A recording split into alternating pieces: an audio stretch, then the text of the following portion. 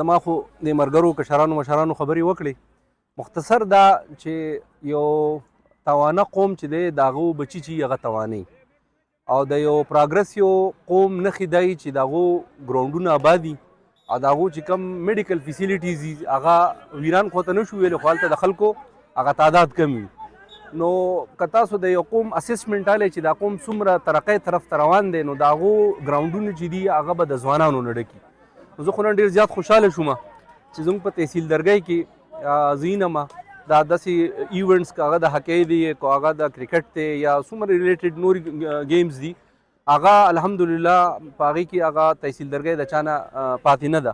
او په دې کې رول چې دی هغه د صوبایي حکومت دی. د صوبایي حکومت د طرفه چې کله فنډز فراهمي، د صوبایي حکومت د طرفه په دې کې انټرسټ وي، زموږ چې د ډسټرکټ کوم ځوان افسر دی د هغه پکې انټرسټ وي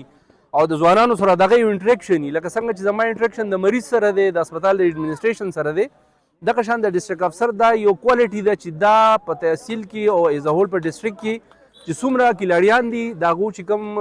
کیپټن دي د هغو باقاعده زه خو دوی ته بلکې دا یو ریکویسټ هم کوم چې یو د وټس اپ یو ګروپ ولا جوړ کړي چې دا ته پته لګي چې په لاندې تحصیل کې څومره ټیمز رجسټرډ دي یا ان رجسټرډ دي یا رجسټر کېدو والے دي، بر تحصیل کې څومره دي، د هغو کیپټن څومره دي، د هغو سره باقاعده یو سکیجول چې دی په ریګولر بیسز باندې کېږي، هغه شیر کېږي. نو دې کې نور څه نه وي، دا ځوان ته یو اپریسیشن میلاو شي چې یاره په ډسټرکټ په سطح باندې د ګورنمنټ یو نماینده زما سره ان ټچ دی سوشل میډیا په تھرو باندې، او د هغې اثر به په ګراونډ راځي، ګراونډونه به ډکي. نو دا الحمدلله زه وایم چې په دې نن سبا وخت کې چې هر یو سړی د دوکانونو پورې محدود دی، د کلینیکونو پورې محدود دی، د کاروبارو پورې محدود دی، ګراونډونو ته خو د چا خیال نشته. حالانکه دا بنیادي شی دی. که ستاسو صحت ټیکي نو ته به د دنیا هر کار وکړې، که صحت ستا خرابي نو ته د دنیا یو کار هم نشي، ایون خپله فیملي هم نشي سپورټ کولی. نو